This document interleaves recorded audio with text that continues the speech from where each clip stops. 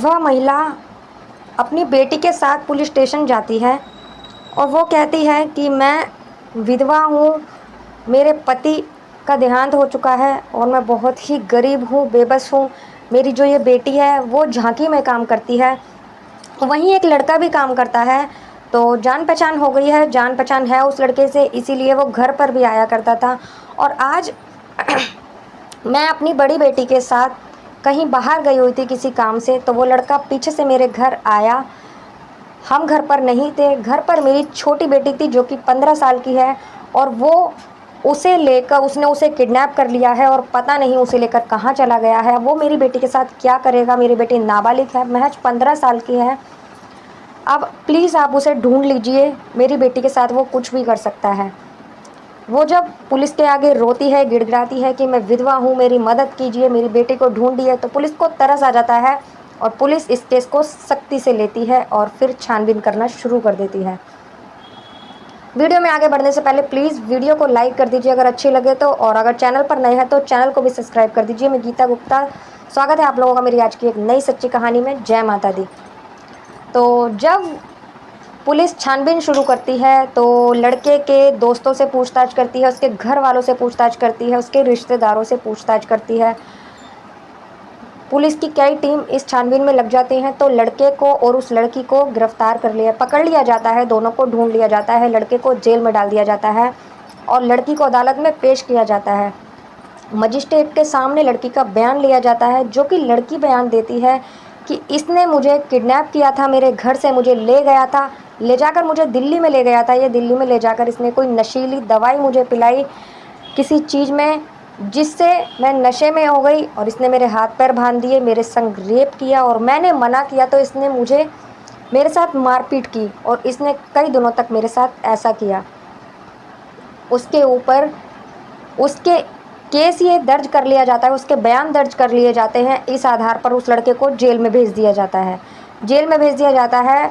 इधर 4 साल 6 महीने 28 दिन वो जेल में एक सज़ा काट चुका था और इधर लड़की भी बालिग हो जाती है। उसकी माँ उसकी शादी कर देती है। शादी होने के बाद भी उसको कभी कभी कोर्ट में पेश होना होता था, जो कि अपने पति के साथ वो आया करती थी कोर्ट में। तो एक दिन जब वो कोर्ट में आती है, अपने पति के साथ आती है, उसके पति का मूड थोड़ा ऐसा ही होता है। जब वो कोर्ट में आती है तो मजिस्ट्रेट के सामने बोलती है कि जज साहब, ना तो मेरा रेप हुआ था और ना ही मुझे किडनैप किया गया था, ना ही मेरे संग मारपीट हुई थी और ना ही मुझे कोई नशीली दवाई दी गई थी। मेरे संग ऐसा कुछ भी नहीं हुआ था। मैं अपनी मर्ज़ी से उस लड़के के साथ गई थी क्योंकि मैं उस लड़के को पसंद करती थी, वो लड़का भी मुझे पसंद करता था और उसने मेरे साथ ऐसी कोई हरकत नहीं की है। ये सब मैंने आपसे झूठ बोला था। तो मजिस्ट्रेट जो होते हैं, जज साहब, उस लड़की को बोलते हैं, मजिस्ट्रेट का नाम ज्ञानेंद्र त्रिपाठी था, जो वो उनको बोलते हैं कि जो भी बोल रही हो सोच समझ कर बोलो। बयान आप पहले भी मेरे सामने मजिस्ट्रेट के सामने बयान दे चुकी हो कोर्ट में, जिसके आधार पर एक लड़के को सज़ा दे चुके हैं हम, और 4 साल 6 महीने 28 दिन वो सज़ा काट चुका है। एक एक दिन उसने कैसे काटा होगा। तुमने एक झूठी गवाही से एक लड़के की ज़िंदगी ख़राब कर दी है और अब तुम कह रही हो कि ऐसा नहीं हुआ था मेरे साथ। जो भी बोल रही हो सोच समझ के बोलो। तो वो कहती है, मैं जो भी बोल रही हूँ सोच समझ के बोल रही हूँ, मैंने जो कुछ भी बोला था वो सब झूठ था और जो मैं अब बोल रही हूँ वो सब सच बोल रही हूँ। मैंने जो भी पहले बोला था वो अपनी माँ के कहने पर बोला था। मेरी माँ ने मुझे ऐसा कहने के लिए बोला था, तो मैंने इसीलिए बोला था। जज साहब उसके बयान दर्ज करते हैं, उसके बयान दर्ज किए जाते हैं और फिर बोला जाता है कि उस लड़के को बाइज्जत बरी किया जाए, क्योंकि उसने एक बेगुनाह होकर इतने दिन उसने जेल में काटे हैं। कैसे कैसे उसने ये दिन काटे होंगे। और साथ ही जज साहब फैसला सुनाते हैं कि 4 साल 6 महीने 28 दिन वो लड़का जेल में रहा है। अब इतने ही दिन इस लड़की को भी जेल में रहना पड़ेगा, क्योंकि इसने झूठा बयान देके लड़के को सज़ा करवाई थी, एक निर्दोष को सज़ा दिलवाई थी। तो ये सुनकर उसके पति के और उसके दोनों की पैरों के तले से ज़मीन खिसक जाती है, लेकिन उसे सज़ा देने का फ़ैसला करते हैं कि तुमने झूठ बोला था, अब इतने ही दिन की सज़ा तुम्हें मिलेगी, तो पता चलेगा कि जेल में कैसे रहते हैं। और साथ ही इन 4 साल 6 महीने 28 दिन में उसने जो भी कमाया होगा, 2 लाख कुछ रुपए उसने कमाए होंगे, तो उसे बोला जाता है कि इतने रुपए भी तुम्हें देने होंगे, अगर तुमने नहीं दिए तो 6 महीने की सज़ा तुम्हारी और बढ़ा दी जाएगी। उस लड़की को सज़ा दी जाती है।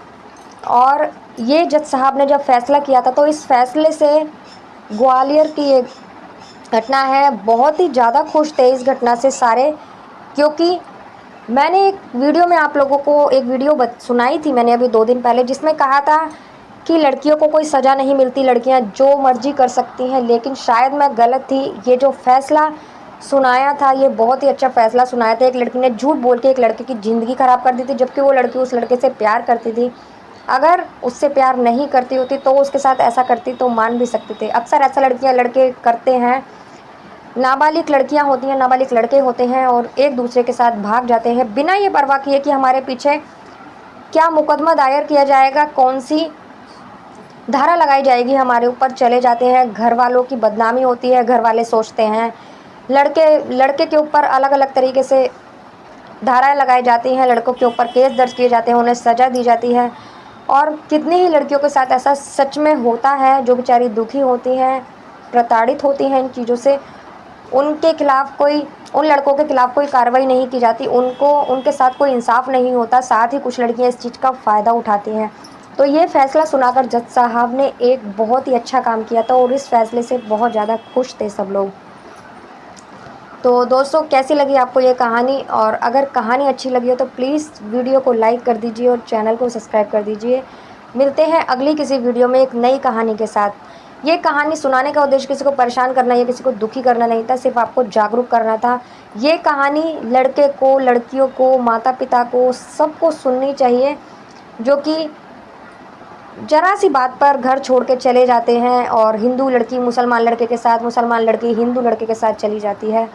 इस बात से माँ बाप बहुत ज़्यादा नाराज़ होते हैं और कभी कभी तो अपने बच्चे को जान से भी मार देते हैं। वो सोचते हैं हमारी बहुत ज़्यादा बदनामी हो चुकी है और शायद अब हमारी इज्जत बच जाएगी। तो ऐसा नहीं होता। सबको ये बात सोचनी चाहिए, बच्चों को भी ये बात सोचनी चाहिए। तो आज के लिए बस इतना ही। मैं गीता गुप्ता, आज की मिलते हैं अगली किसी वीडियो में एक नई कहानी के साथ। तब तक के लिए नमस्कार।